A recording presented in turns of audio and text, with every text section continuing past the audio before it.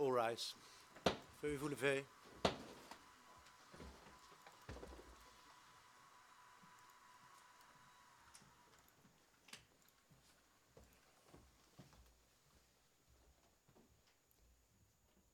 The International Criminal Tribunal for Former Yugoslavia is now in session.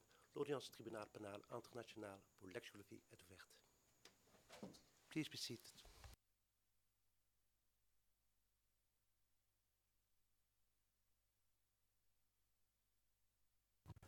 Good morning to Le président, bonjour à toutes et à tous dans ce prétoire et à l'extérieur du prétoire. Monsieur le greffier, veuillez citer l'affaire, je vous prie. Le greffier d'audience, merci. Bonjour, messieurs les juges. Il s'agit de l'affaire IT 092T, le procureur contre Ratko Mladic. Le président, je vous remercie. Monsieur le greffier. Maître Evitic, si vous êtes prêt, c'est à vous. Merci, monsieur le président. Je souhaite tout d'abord apporter des corrections au compte-rendu d'audience d'hier et aborder la demande que vous nous avez formulée. À la page du compte-rendu d'audience,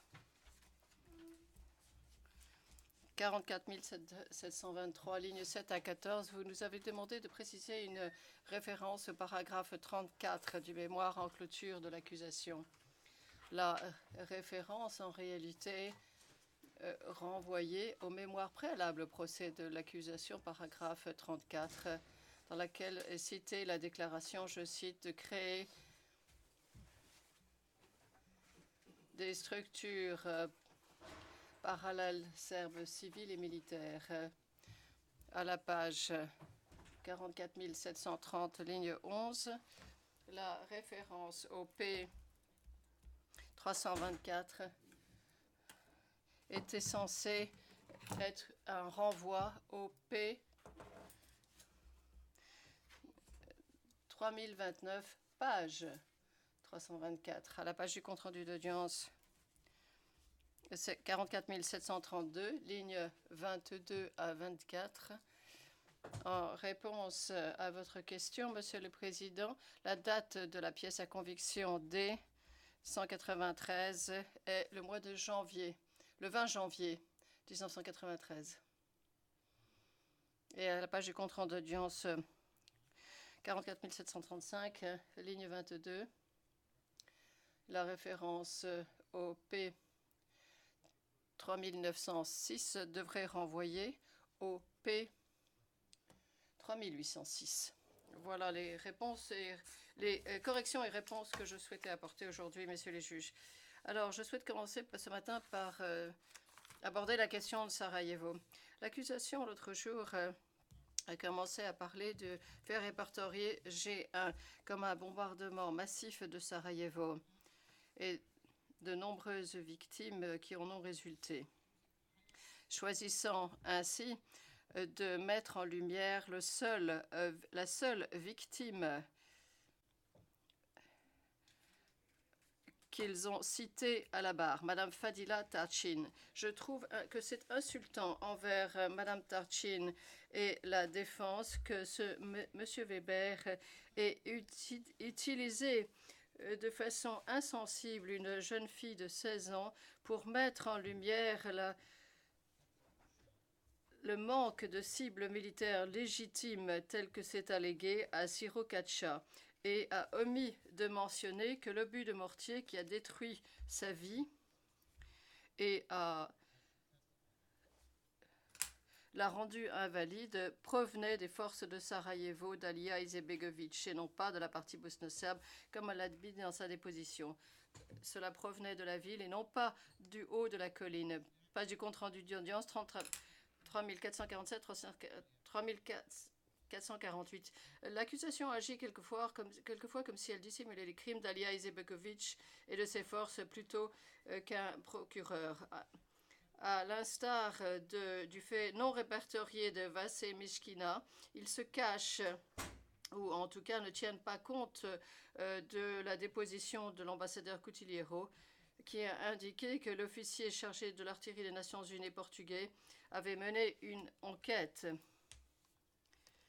Et on dit que les forces de Alia devaient emporter la responsabilité dans ce cas-là également. Déclaration de M. Coutiliero lorsqu'il a témoigné devant la Chambre en l'espèce.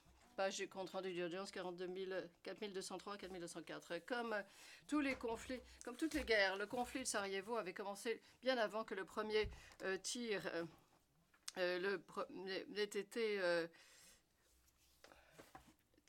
tiré. Comme vous le savez, cela provenait ou était dû à une flambée de nationalisme en Bosnie-Herzégovine et l'introduction d'élections multipartites.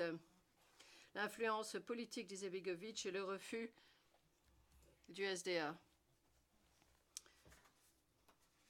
d'assurer l'égalité entre les représentants de chacune des trois principales groupes ethniques à Sarajevo.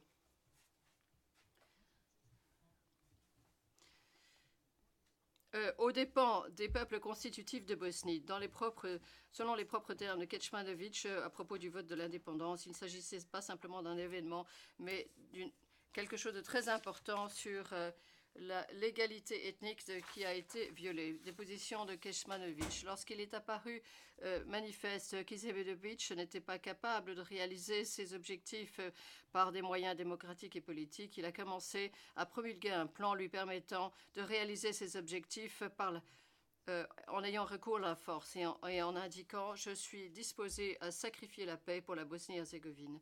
Paragraphe 45 D735. Et à cet effet, le SDA a importé et distribué des armes de façon illégale sur l'ensemble de Sarajevo, a formé des groupes paramilitaires et a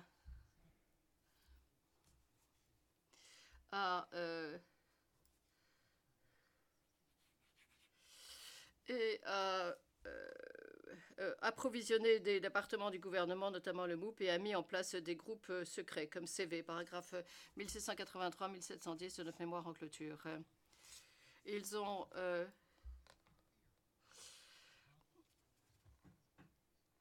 encouragé la discorde au sein de la communauté et un certain nombre d'attaques non punies ou non sanctionnées contre les bosno-serbes sont devenues plus importantes. Une véritable crainte a surgi que l'État ne serait plus capable de les protéger ou de les traiter de façon égale.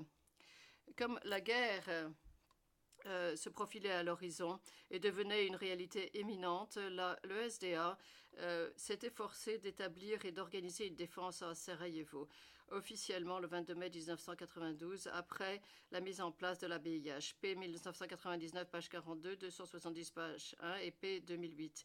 Cela a pris un certain temps avant que le SRK, pour autant que le SRK n'ait jamais été unifié, ait constitué un corps unifié. La BIH était numériquement plus importante, mieux armée et possédait des armes supérieures. Dès 468, paragraphe 25, page du compte-rendu d'audience 25 846, dès 488.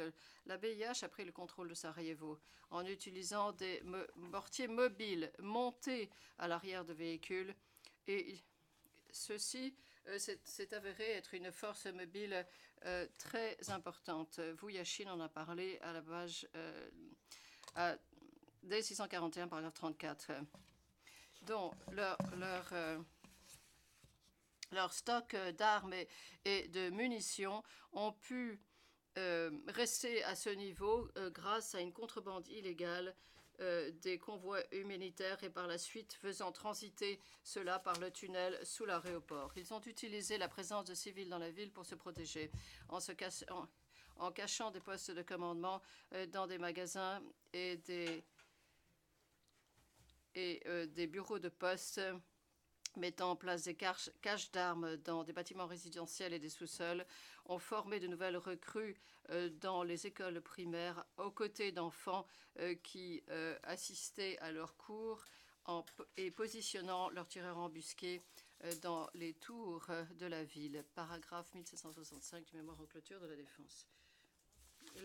Le témoin Draskovic, un membre de la première brigade motorisée de Novo Sarajevo, a témoigné et a dit à la page 38044 comme suit.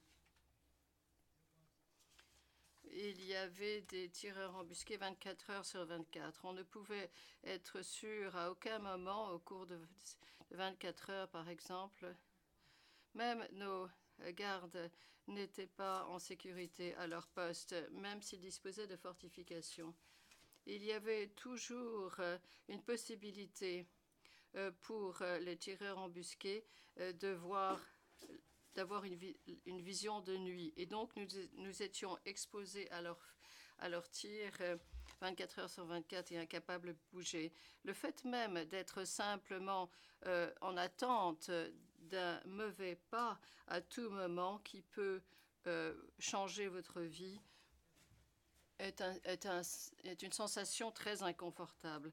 Et c'est ainsi que la terreur a été propagée au sein de nos soldats et nos civils. C'est absurde que de suggérer que le SRK et le peuple de la République Serpa auraient dû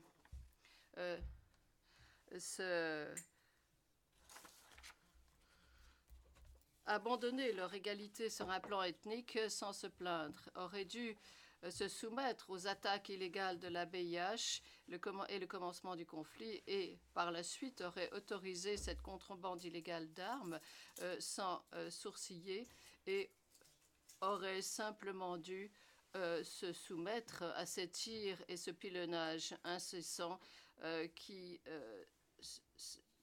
a résulté du côté de la BIH, et auraient simplement dû compter leurs morts et leurs blessés en silence. C'est néanmoins ce que la communauté internationale exigeait d'eux. Effectivement, le SRK, d'après le général Mladic, avait interdiction de tirer à moins que cela ne soit strictement nécessaire. Ceci s'appliquait également au cessez-le-feu.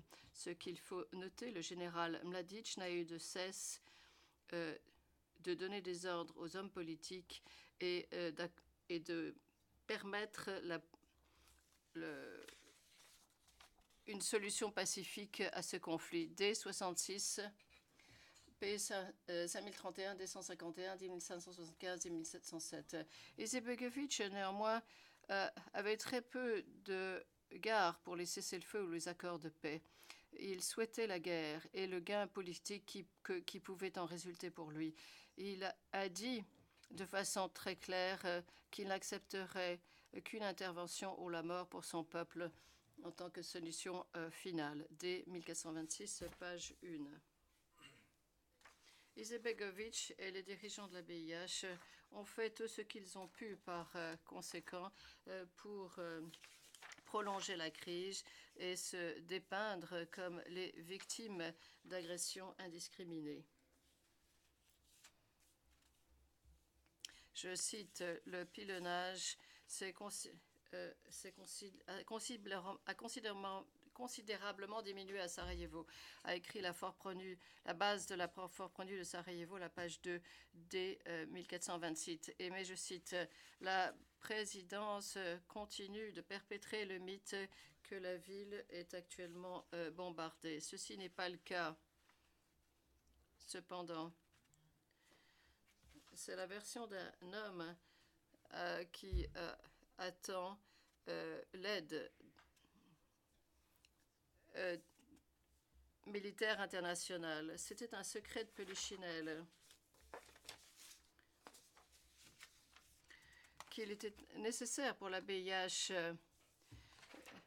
d'avancer ou de ce récit. Et c'était tellement important pour eux qu'ils ont continué à pilonner et à tirer sur son propre peuple. Effectivement, le général Rose a reconnu qu'il savait que Ganic avait organisé en secret le tir de tireurs embusqués de la police sur des tramways à un angle particulier qui correspondait à la ligne de défense serbe, de façon à ce que l'on puisse faire porter la responsabilité au SRK. Page du compte-rendu d'audience 8737. Quelque chose qui a été confirmé par les aveux de Herenda, un membre important de CV qui a tiré sur des civils et du personnel des Nations Unies en présence de civils dans la ville qui tentaient de se protéger.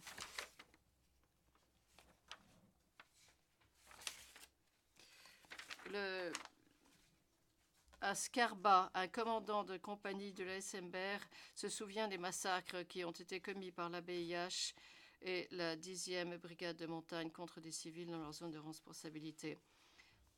Skarba, D524. Dragicevic se souvient que des tirs fréquents de la BIH contre les écoles, les jardins d'enfants, les hôpitaux et les immeubles. D554, paragraphe 29, Dragicevic. Et Gray, un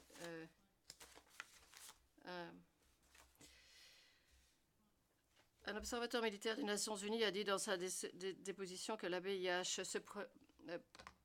avait mis en place ses propres cibles, et ceci était particulièrement visible lors des visites du personnel de la communauté internationale, lorsque les médias étaient présents ou que la BIH souhaitait que Sarajevo fasse à nouveau la une des journaux. Dès 1116, paragraphe 3, paragraphe 1861-1867 du mémoire en clôture de la défense.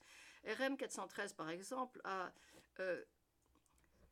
noté qu'à plusieurs occasions, dans certains endroits qui étaient particulièrement accessibles aux médias, les tirs embusqués ont pu être constatés, ces tirs ne pouvant provenir que de la ville elle-même. P640, page 4. En se cachant parmi les dispositifs civils, utilisant les civils comme boucliers en violation des articles 51 des Conventions de Genève et en tirant sur leur propre peuple, Izetbegovic et la BIH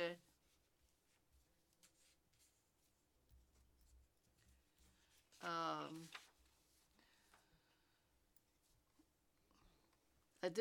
fait en sorte que la guerre éclate, même pour ceux qui ne le souhaitaient pas. Et cela n'est pas une coïncidence que la BIH était particulièrement préoccupée par cela et souhaitait cacher ses activités. Même l'officier et capitaine Hansen, l'assistant de l'Observateur militaire des Nations Unies, P.O.1, en juin 1995, lorsqu'il a dit à son officier de liaison qu'il fallait cesser de tirer sur son propre peuple après une attaque de la BIH sur le bâtiment de la RTV. Page du compte-rendu d'audience 43 192, 43 193. Cette expulsion a été déformée par l'accusation lors de ses réquisitoires vendredi dernier. À la page du compte-rendu d'audience 44 516, M. Weber se concentre sur la manière dont la défense tente d'utiliser, je cite, des événements présumés sans aucun fondement pour prouver ces tirs allégués de la BIH contre leurs propres bâtiments des postes de télécommunications impliquant l'observateur militaire des Nations Unies, Hansen. Messieurs les juges, je me vois contraint de signaler ce que M. Weber indique comme étant une défense et des événements présumés sans fondement.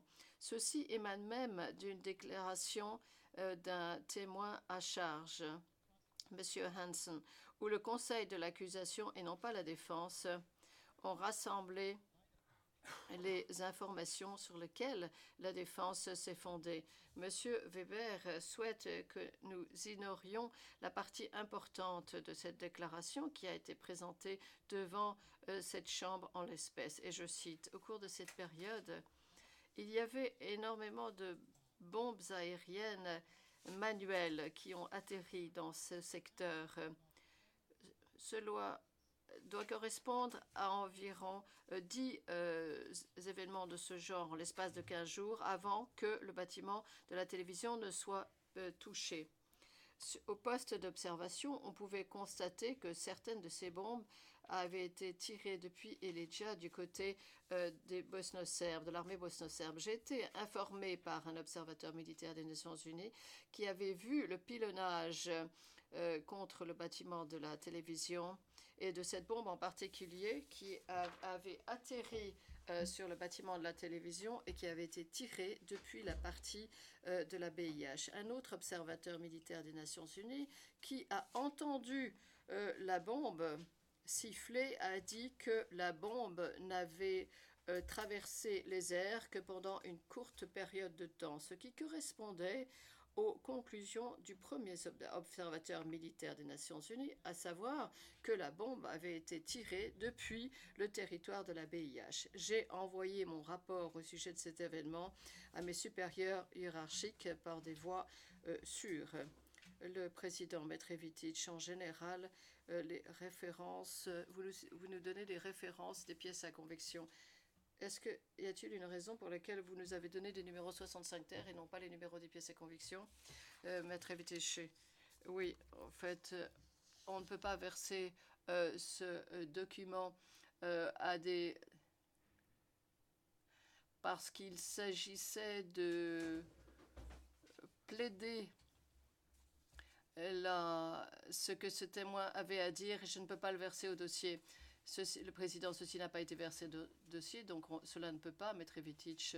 La partie que je vous ai lue à ce moment-là correspondait à la déposition de Janssen et P. Owen. Le président, dans ce cas, je vous demande de citer des comptes rendus d'audience et non pas des numéros 65 terres. Maître Evitech, en fait, j'ai lu l'extrait du compte rendu d'audience. Le président, si maintenant vous nous donnez les références qui correspondent au compte rendu d'audience, c'est plus facile pour nous de le retrouver et de retrouver la source de ce que vous nous dites. Page de compte rendu d'audience 43 812 à 813. Le président, je vous remercie. Et à ce moment-là, nous pouvons retirer cela de nos écrans. Veuillez poursuivre. Domaine Yang Seires. Un autre témoin des Nations Unies a confirmé qu'il savait qu'il était courant d'un autre cas où la même chose s'était passée. Et l'observateur militaire des Nations Unies qui s'était plaint a été renvoyé par l'ABIH. Je rejette donc les commentaires de M. Weber, autrement dit que ceci a été inventé de toutes pièces par la défense et intégré à une déclaration d'un témoin à charge. Qu'il s'abaisse à une tactique aussi facile montre simplement qu'il souhaite gagner à tout prix, même au prix de leur intégrité. Je vais maintenant changer de thème et aborder les affirmations de l'accusation en vertu desquelles l'engagement des cibles à Sarajevo a été fait de façon indiscriminée et disproportionnée. Il laisse entendre que ceci est prouvé par la prise pour cible ostensiblement de cibles civiles, l'impact des obus à une certaine distance de la ligne de confrontation et des soi-disant bombardements contre la ville. En réalité, le SRK a fait particulièrement attention de ne pas prendre pour cible les civils ou des cibles civiles, ce qui a été confirmé par des observations visuels ou des renseignements collectés par des informateurs ou des personnes qui avaient fui Sarajevo. Page du compte rendu d'audience 38 460. Le témoin Touchelviak, D535, paragraphe 136, D824, D825, D643, paragraphe 41, D540, D468, paragraphe 12 et D658, paragraphe 14. Il s'agit notamment des éléments de preuve qui évoquent ce sujet.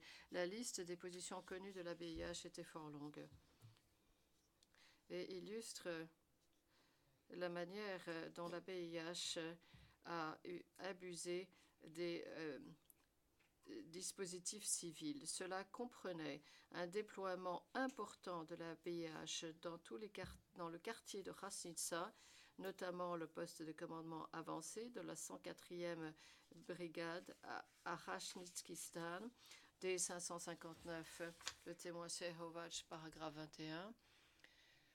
Le centre d'entraînement des forces spéciales de la BIH à l'école Alexa Santic, également lors de la déposition de témoin Sehovac, et la même pièce. Cela comprend également un nombre important de postes à Centar, Stup, Alipashene Polier, notamment le bâtiment de la RTV, dès 2000. 15, page 3, Meitash, Pofalici, où se trouvait le bâtiment des postes et télécommunications, dès 1412, témoin gré, paragraphe 9. Les nombreuses positions à Dolac Malta, notamment la tour Unis, D647, page 2. Au moins 5 positions à Kochevo, 2 à Bielavé, notamment l'hôtel des étudiants ou l'auberge des étudiants et de nombreux autres répartis, en particulier dans la vieille ville, Bacharsia, et à Sokolier, Boutmir, Dobrigna, Nedjaritchi, Otoka, Vojničko-Polje, Šengičvila, Buchapotok, Sokobunar Kovačići, pour ne citer que quelques-uns de ces endroits. Il faut noter que cette liste est loin d'être exhaustive et n'inclut pas les différentes patrouilles militaires, les mortiers mobiles et la concentration de troupes qui a eu lieu à Sarajevo. Même les ambulances de la ville ont été utilisées pour servir de taxi pour les hommes politiques de Sarajevo, pour le transport de munitions plutôt que pour les patients. Et les mortiers mobiles ont régulièrement tiré de façon indiscriminée depuis le sol contre les 2 hôpitaux. Il s'agissait d'une tactique de base décrite par Jordan, paragraphe, page du compte-rendu d'audience 1819. Une façon de menacer qui n'avait aucun sens et qui n'était pas précise contre des civils se trouvant à l'extérieur de Sarajevo, mais touchant également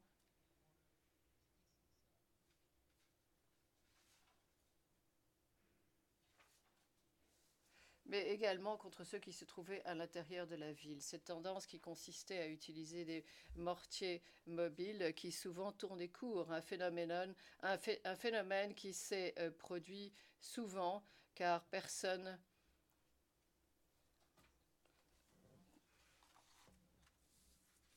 plus souvent que l'on aurait souhaité, en particulier parce que le mortier avait été monté à la hâte. T 1818-1819, témoignage de Jordan. La présence même des mortiers mobiles à Sarajevo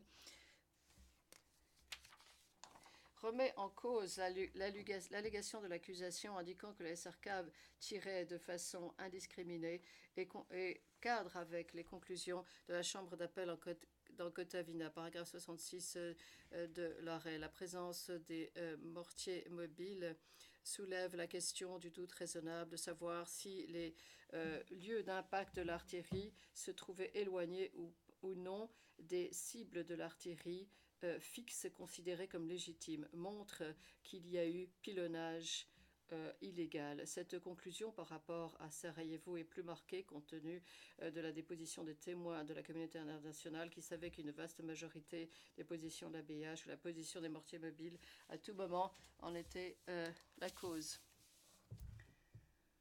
P421, paragraphe 72-128, déposition de Fraser Elmo, 5876, 5877, 4346, 4357 des comptes rendus d'audience.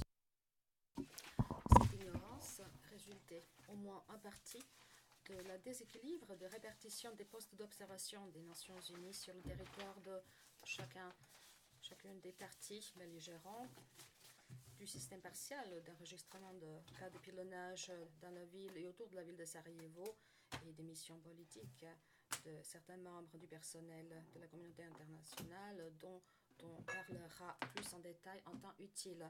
Il faut voir le témoignage du témoin Moll, page du compte-rendu 4304, le document P00503, paragraphe 19, 35-37, pièce P00504, paragraphe 2.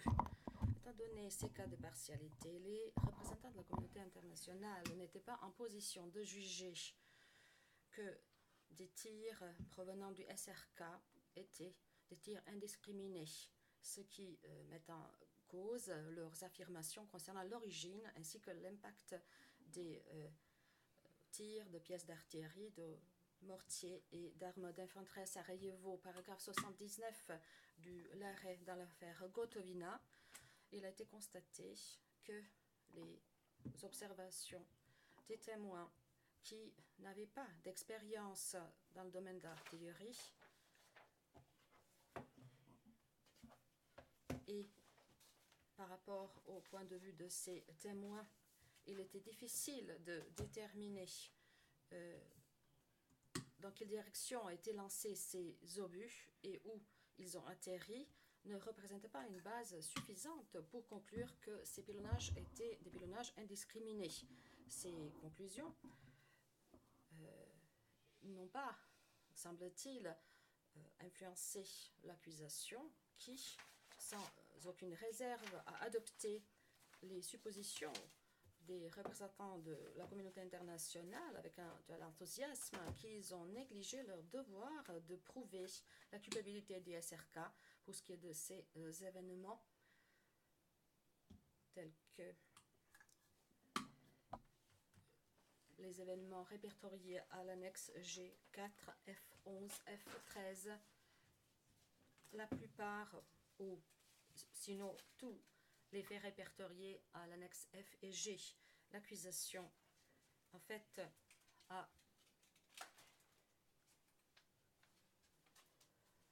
jeté la responsabilité sur le RSK pour ce qui est des événements et des incidents par rapport auxquels les moyens de preuve font comprendre que le RSK n'en était pas responsable. Par exemple, dans la rue Vassemiskina, ainsi que les incidents survenus à Marcalais aux annexes G8 et G18 de l'acte d'accusation.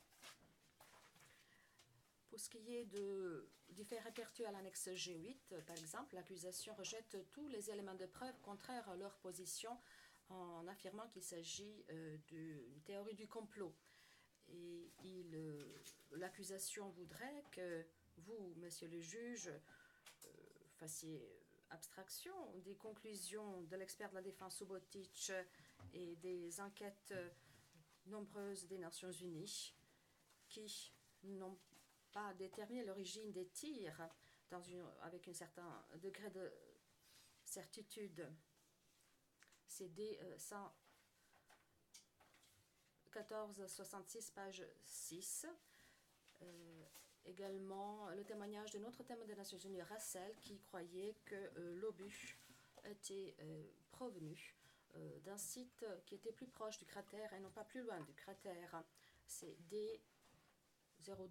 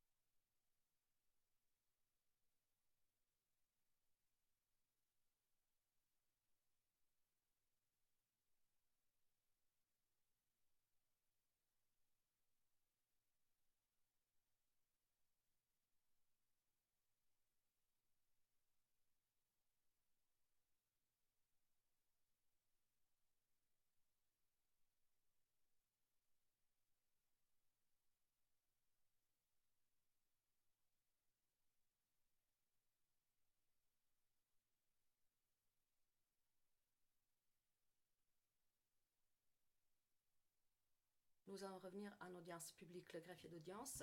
Nous sommes à présent en audience publique, Monsieur le Président. Le Président, merci, Monsieur le greffier. Maître Ivetic, l'accusation, il est plus facile à l'accusation de prétendre qu'il s'agit des éléments d'une théorie du complot que d'admettre ce que les éléments de preuve montrent, à savoir que la culpabilité du SRK pour cet incident ne peut pas être déterminée au-delà d'un doute raisonnable. Une approche similaire, sélective, pour ce qui est des événements, a été adoptée par l'accusation pour ce qui est de faits répertoriés à l'annexe G18. L'accusation se fonde essentiellement sur le rapport du colonel Powers, dont les conclusions s'écartent des résultats de toutes les enquêtes précédentes. P00797, page 21. L'accusation n'a pas produit de moyens de preuve pour justifier cet écart ou pour expliquer pourquoi ces conclusions devaient être acceptées. Ils n'ont dit que ces conclusions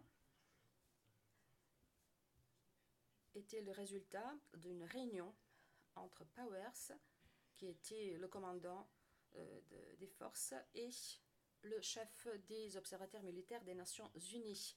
C'était une suggestion qui a été rejetée par le lieutenant-colonel Perroyen, qui a examiné tous les rapports concernant cet incident et a dit dans son témoignage qu'il n'y avait pas de chef des observateurs militaires des Nations Unies et qu'il n'avait pas reçu un tel rapport de Powers. Nous en parlons dans notre mémoire en clôture, paragraphes 2083 et 2084.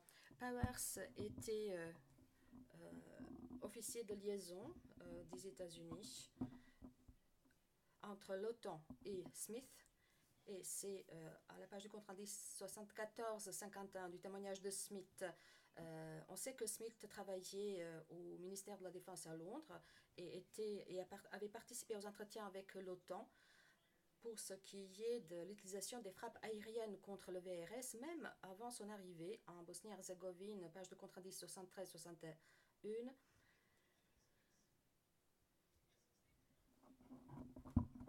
Smith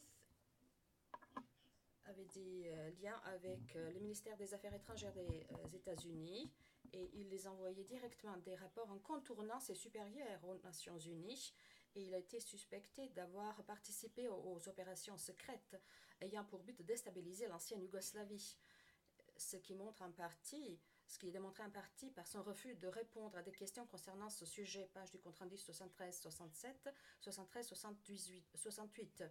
Et il a été soupçonné d'avoir agi en Bosnie avec une mission claire, je cite, de briser le système de la force pronu et de frayer un chemin pour que la communauté internationale provoque une guerre en Bosnie-Herzégovine. Ce sont des dépêches qui montrent cela, des dépêches envoyées par Smith. Il s'agit des pièces D1462 et D452. Monsieur le Président, maintenant j'aimerais qu'on regarde les affirmations de l'accusation dans leur mémoire en clôture, paragraphe 1041, pour ce qui est du fait que la BH n'a pas réussi à séparer les civils des installations militaires, ce qui a rendu les attaques du SRK sur ces positions de la BH illégales. Je suis sûre du fait que, monsieur les juges, vous êtes conscients du libellé de l'article 51.7 de AP1 des conventions de Genève, où il est dit que l'interdiction d'utiliser des boucliers humains est interprétée de façon large pour comprendre le déplacement forcé des civils pour protéger des objectifs militaires, ainsi que des pratiques plus subtiles telles que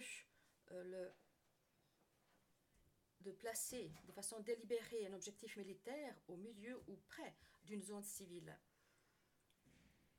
On peut dire cela en particulier si il est interdit aux civils de cette zone de la quitter, ce qui et pour ce qui est des actions de l'armée BH, qui avait des positions dans des zones civiles, tombe directement dans cette catégorie. Par exemple, paragraphe 1838 à 1840 de notre mémoire en clôture. L'article 51.1 7 stipule clairement qu'on ne peut pas utiliser des civils pour rendre certains sites ou certaines zones à l'abri, pour les mettre à l'abri des opérations militaires, ces sites ou ces zones. Cela veut dire que il n'était pas interdit au corps Sarajevo-Romania de tirer sur les positions de l'armée BH où l'armée BH utilisait des boucliers humains. Et l'armée BH faisait cela dans presque toute la ville de Sarajevo. Contraire, une position légale contraire, monsieur les juges, voudrait dire que l'armée BH était récompensée d'utiliser des boucliers humains et encourageait également l'utilisation des boucliers humains dans des conflits futurs. Les déclarations comme celle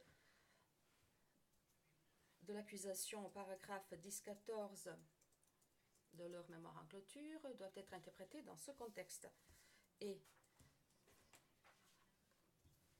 vu tout cela, la Chambre doit admettre que l'utilisation des installations civiles, des dispositifs civils à des fins militaires, ainsi que la présence de l'armée BIH dans ces dispositifs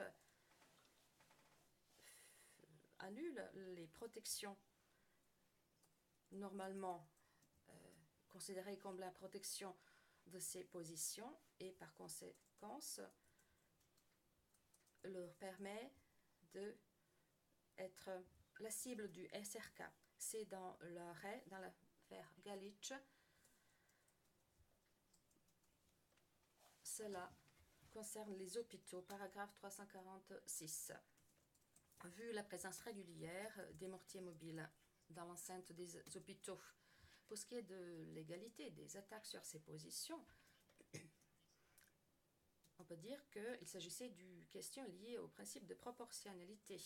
Et c'est sur quoi l'accusation a exposé des affirmations pas corroborées par des témoignages d'experts militaires, parce qu'aucun expert militaire n'a été cité à la barre par l'accusation pour parler de cette question. En fait, il semblait que l'accusation aurait peur de parler de ce sujet. C'était peut-être parce que l'accusation ne comprend pas le principe de proportionnalité, ce qui est montré par le fait que l'accusation s'est fondée constamment sur les témoignages des témoins de la communauté internationale qui disaient que le SRK utilisait une puissance de tir plus grande par rapport à la puissance de tir de l'armée BIH et que par conséquent, le SRK agit de façon disproportionnée. Comme vous le savez, messieurs les juges, le devoir d'appliquer le principe de proportionnalité ne veut pas dire qu'il faut avoir un niveau égal des tirs lorsqu'il s'agit de ce type d'assaut.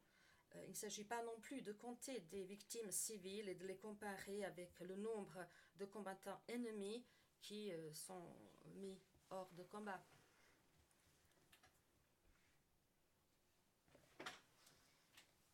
En fait, il s'agit d'une obligation qui consiste à protéger contre un dommage collatéral excessif en utilisant la force uniquement lorsque un avantage militaire anticipé pour ce qui est de l'utilisation de cette force est proportionné à ce dommage collatéral attendu. En pratique, cela veut dire que ceux qui planifient ou lancent une attaque doivent considérer l'impact de leurs actions avant d'attaquer une cible. La défense a montré au paragraphe 1762 et 63 du mémoire en clôture que il a été demandé à chaque des membres du SRK de prendre cela en considération. Et l'accusation n'a pas montré cela. Il leur a été demandé. En fait, l'accusation n'a pas montré que des civils ont été que des cibles ont été touchées en dépit de cette anticipation du dommage collatéral excessif. Par exemple, Radojcic s'est souvenu d'avoir renoncé au combat dans la rue Dobrinska en 1993 puisqu'ils ont remarqué qu'il y avait un grand nombre de femmes et d'enfants dans cette rue. Il se souvenait également d'avoir arrêté l'attaque contre Boutmir sur les ordres du général Mladic puisqu'il disposait des informations confirmées disant qu'il y avait un grand nombre de civils là-bas et que des tirs de pièces d'artillerie auraient causé beaucoup de victimes parmi ces civils. Pièce D00 535, paragraphe 35, Radojcic. La même chose s'appliquait aux mortiers mobiles et des attaques lancées sur ces mortiers. L'accusation a essayé de vous convaincre que des obus qui touchaient des zones civiles ne peuvent pas être attribués ou à justifier par ces attaques sur les mortiers mobiles. C'est la pièce, c'est paragraphe 1039 du moment en clôture de l'accusation. Mais permettez-moi d'éclaircir cela, monsieur le juge, parce qu'il y avait beaucoup de cibles militaires situées dans des zones civiles. La défense ne veut pas dire que ces cibles étaient limitées que sur des mortiers mobiles ou que, vu la présence de ces cibles, que seulement les mortiers mobiles étaient pris pour cible dans ces zones. On a déjà vu que dans l'arrêt dans l'affaire Gotovina, et c'est paragraphe 63, il était constaté que les mortiers mobiles représentaient des cibles militaires légitimes et que la Chambre de première instance a commis une erreur lorsqu'elle a conclu que des obus n'avaient pas pour cible des mortiers mobiles qui étaient des cibles militaires et qui se déplaçaient dans la ville.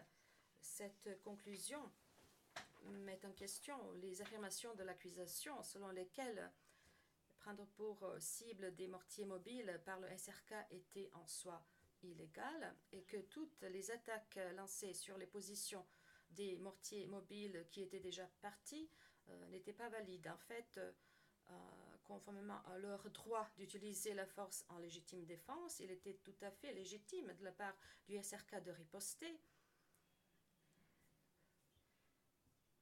à la suite de l'attaque contre leur position. En fait, Jordan a confirmé ces pratiques comme étant une procédure opérationnelle standard. Lorsqu'il ripostait, lorsque vous ripostez, il est peu probable que ceux dont les positions étaient attaquées savaient qu'ils ont été attaqués par un mortier mobile, du simple fait que les effets des tirs de mortier mobile sont les mêmes que des tirs lancés d'un mortier stationnaire. Page du compte-rendu 532, 506 et 5493. Ceux qui se trouvaient à ces positions savaient seulement que l'attaque était lancée d'une direction déterminée et on ne peut pas s'attendre à ce qu'ils devaient savoir qu'ils ont été attaqués par un mortier mobile avant de riposter. Et lorsqu'on rend une décision d'utiliser la force au milieu d'une attaque, c'est une décision pour ce qui est de la légitime défense. Et très souvent, les informations disponibles sont peu nombreuses, mais la position de ceux qui se défendent, qui attaquaient, était différente, qui disposent probablement plus d'informations, puisqu'il a plus de temps pour planifier et préparer l'attaque. Comme l'accusation a allégué, il est effectivement possible que le mortier mobile était parti de la position où il se trouvait à l'insu de la victime, même avant que la victime aurait pu riposter. Et c'est ce qu'on appelle habituellement la tactique de tirer et filer. Les éléments de preuve montrent effectivement que ceux qui ripostaient à l'attaque dans de telles circonstances ont fait parce qu'ils voulaient avoir un avantage militaire important pour montrer à la partie opposée qu'ils étaient au courant de leur position et pour intimider l'armée BIH pour qu'elle arrête ces attaques. Page du compte rendu 38034. Cela met en question les affirmations de l'accusation selon lesquelles de telles attaques n'étaient menées que avec l'objectif de semer la terreur. Pour ce qui est de l'affaire concernant une citerne de carburant, c'était en Allemagne. En 2010, page 63 à 66, le tribunal a conclu, je cite, « Vu la pression qui était effectuée au moment où la décision devait être rendue, la violation de ce principe peut être supposée lorsque la force a été utilisée de façon excessive et lorsque le commandant a fait abstraction des considérations du principe de proportionnalité et s'était abstenu d'agir de façon honnête, raisonnable et compétente. » Fin de citation. L'accusation n'a pas produit d'éléments de preuve montrant que ceux qui ont ordonné les attaques sur le mortier mobile à Sarajevo ou ceux qui avaient riposté à ces attaques en légitime défense agissaient par négligence à cet égard. En fait, ils n'ont pas montré non plus que pas un seul décès ou un cas de dommage collatéral aurait résulté de l'attaque contre un mortier mobile, indépendamment du fait si ces mortiers mobiles étaient déjà partis de la position où ils se trouvaient les actions du SRK, qui avait pour but de prendre pour cible des mortiers mobiles, par conséquent, ne peuvent pas être considérés comme des attaques disproportionnées, même lorsqu'il s'agit des mortiers mobiles qui étaient positionnés dans l'enceinte des hôpitaux à Sarajevo. Est-ce qu'on peut passer à huis clos?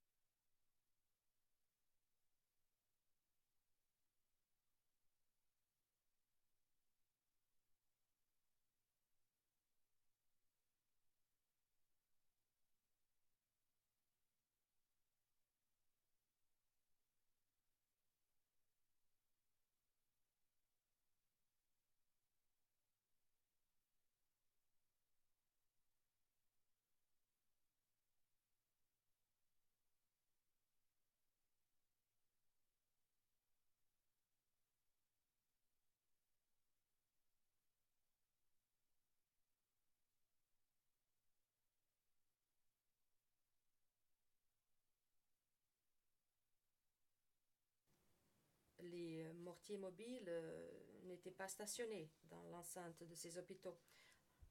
Est-ce qu'on peut revenir à l'audience publique? Le président, oui. Le greffier, nous sommes en audience publique. Merci, monsieur le greffier Metrivetic. Les allégations de l'accusation, paragraphe 1042 de leur mémoire en clôture, où ils ont dit que le RSK a fait cela, ont été mises en question par les références aux témoignages des témoins dans le même paragraphe, les témoins qui ont nié le fait que les mortiers mobiles se trouvaient dans l'enceinte des hôpitaux. Il faut voir paragraphe 1766 de notre mémoire en clôture, c'est une affirmation absurde et beaucoup d'éléments de preuve disent le contraire. Et de plus, il y a des éléments de preuve qui démontrent également que des tirs de riposte prenaient pour cible les mortiers mobiles et non pas des hôpitaux, comme cela a été confirmé par les témoins Moll et Segers.